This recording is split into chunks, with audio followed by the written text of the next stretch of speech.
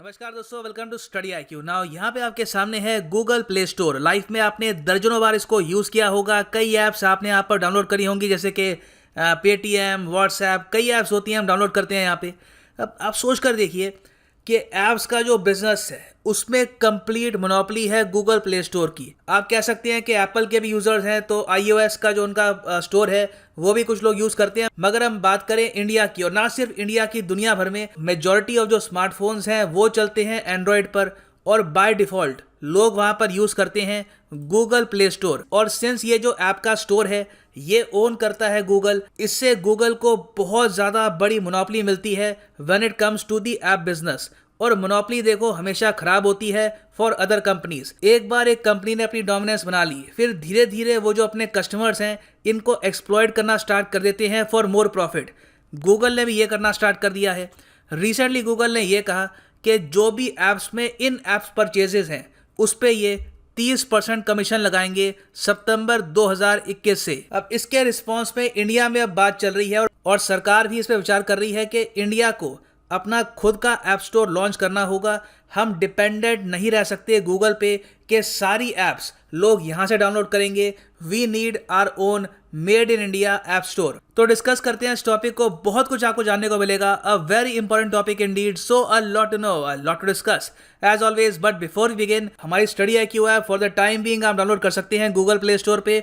In the future अगर India का Play Store आता है तो वहाँ पर भी आपको हमारी ऐप मिलेगी, मगर for the time being download the study IQ app here. और यहाँ पे आप परचेज कर सकते हैं मेरा साइंस एंड टेक कोर्स। इस कोर्स में मैंने बहुत से टॉपिक्स कवर किए हैं, जैसे कि space, defence, biotech, very important for UPSC perspective. So download the study IQ education app today. Now first of all अगर हम बात करें मार्केट शेयर की, तो इंडिया में अराउंड 90 to 95% लोग यूज़ करते हैं एंड्रॉयड को। और बाय डिफ़ॉल्ट आपके फ़ोन में अगर एंड्रॉयड का सॉफ्टवेयर है, ऑपरेटिंग सिस्टम है, तो आप यूज़ करोगे गूगल प्ले स्टोर को ऐप्स को डाउनलोड करने के लिए। अब जब आप ये ऐप्स डाउनलोड करते हो तो काफ़ी बार आपने देखा होगा कि वहाँ पर इन ऐप परचेज का सिस्टम होता है। फॉर एग्जाम्पल, आपने कोई ऐप डाउनलोड करी जैसे कि गाना, उसमें आपसे पूछते हैं कि आप साल भर के लिए एड फ्री सब्सक्रिप्शन ले लो, उसके लिए आपको पे करना है 300-400 रुपये, जो भी उनका अमाउंट है ये आपको पे करना है। या फिर मान लीजिए आपने कोई ऐप डाउनलोड करी है जैसे कि किंडल, तो वहाँ पे आपको किताब परचेज करनी है उस ऐप के अंदर, तो आपको वहाँ पर पे करने होंगे 100, 200, 300, जो भी अमाउंट है किताब का। तो इन सब को हम कहेंगे इन ऐप परचेजेस, जो ऐप के अंदर आप परचेज करते हो। ये और एस्पेक्ट में भी होती है। गेमिंग इंडस्ट्री में इसका बहुत ही बड़ा रोल है। काफ़ी लोग जो गेम्स खेलते हैं वहाँ पे वो लोग चाहते हैं कि उनके जो कैरेक्टर्स हैं वो ज़रा स्ट्रांग हो, उसमें ज़्यादा अपग्रेड्स आए, तो उसमें बहुत लोग पैसे खर्चते हैं। तो इन ऐप परचेजेस का जो बिजनेस है वहाँ पर गूगल चाहता है कि इनकी 30% कमीशन बन जाए। गूगल ने यह कहा है कि सितंबर 2021 से, यहाँ पे आप देखोगे, गूगल मेक्स पे Billings mandatory for in app purchase from September 2021। और इसमें ये कह रहे हैं कि हम 30% फीस लगाएंगे ऑन इन ऐप परचेजेस। अब यहाँ पे होगा क्या कि जो ये 30% की फीस है ये तो लगेगी ऐप के डेवलपर्स पर, मगर ज़्यादातर जो ये हाइक्स है ये पास ऑन हो जाती है टू द कस्टमर्स। तो इन दी एंड क्या होगा कि जो कस्टमर्स हैं दुनिया भर में, अब जो ये 30% की बात कर रहे हैं, this is not only for India. दुनिया भर में एप्पल और गूगल दोनों अपना जो ऐप स्टोर है वहाँ पर चाहते हैं कि अब ये प्रॉफिट अर्न करना स्टार्ट कर दें और कमीशन ले इन ऐप परचेजेस से। तो ये बहुत ही कॉन्ट्रोवर्शियल इशू बन गया है, क्योंकि पहली बात तो जिस तरीके से गूगल ने ये फीस लेवी करी है ये काफ़ी शॉकिंग है। ज़्यादातर कंपनीज क्या करती है कि पहले लगाती है 5%, 10%, धीरे धीरे ये इंक्रीज़ करती है। इन्होंने सीधा ही यहाँ पर 30% फीस की बात कर दी। और ग्लोबली कई कंपनीज हैं, फॉर एग्जांपल स्पॉटिफाई है, मैच ग्रुप है, फोर्टनाइट गेम के जो डेवलपर हैं, एपिक गेम्स, कई और डेवलपर्स हैं, ये सब कह रहे हैं कि हम लोग एक ग्लोबल अलायंस बनाएंगे। और इनका मुद्दा यहाँ पर यह है कि जिस तरीके से गूगल और एप्पल फीस लेवी कर रहे हैं ऑन ऐप डेवलपर्स, इससे इन द फ्यूचर ऐप्स में इनोवेशन हो नहीं पाएगी। क्योंकि देखो, इनोवेशन कब होती है, आप इंप्रूवमेंट कब देखते हो, जब आपको प्रॉफिट कमाने का पोटेंशियल दिखता है। अगर आप एक कंपनी को ये कहो कि आप जो कमा रहे हैं उसका 30% कमीशन हम लेंगे, तो इससे ये रिसर्च और डेवलपमेंट पे कम खर्चा करेंगे। ऐप्स की जो इंप्रूवमेंट है, ऐप्स की जो अपग्रेडेशन है, ये बहुत स्लो होगी।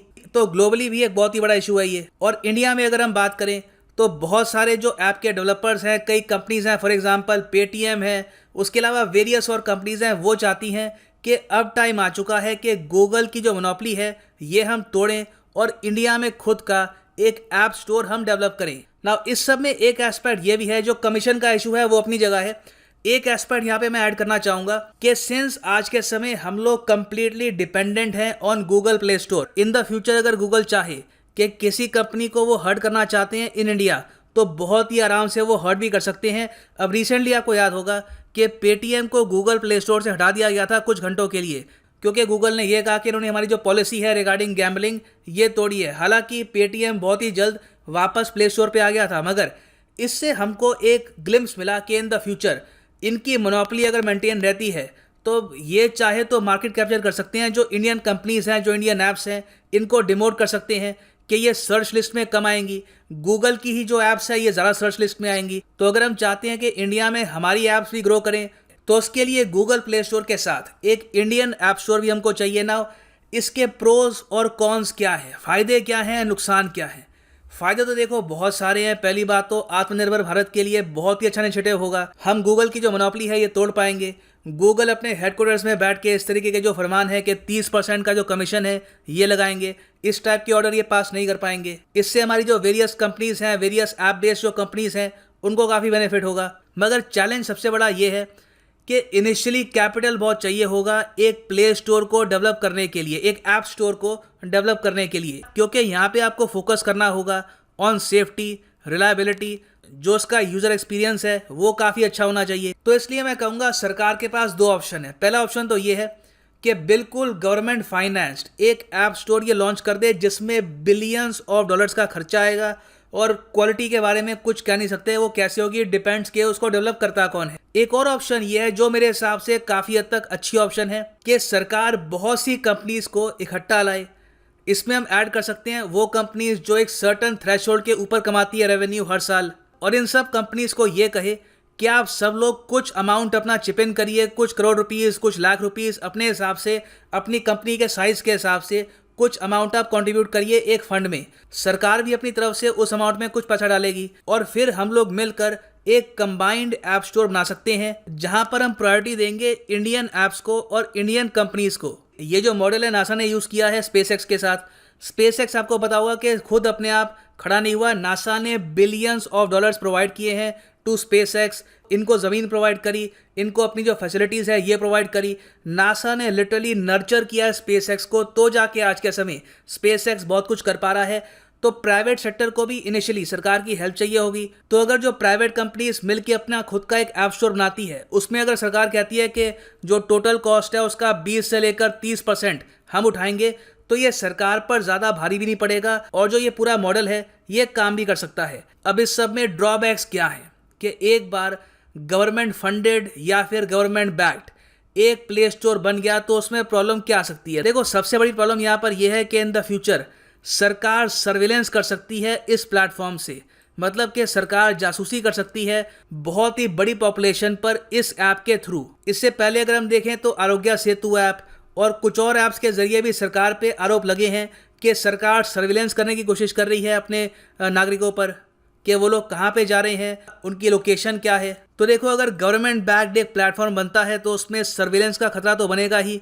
इसका काउंटर मेजर हम ये कर सकते हैं कि कोई लॉ पास कर लें कि इस ऐप को सरकार ऐसे यूज़ करेगी और सर्विलेंस के लिए यहाँ पे कुछ गुंजाइश होगी नहीं, जिसके चांसेस कम हैं। तो ये मैं कहूँगा एक काफ़ी बड़ा ड्रॉबैक है इस आइडिया का। बाकी आप अगर देखें तो it can be a game changing move for Atmanirbhar Bharat and the development of Indian digital economy. So for the time being ये है एंड इस वीडियो का। Thanks for listening and as always God bless you all.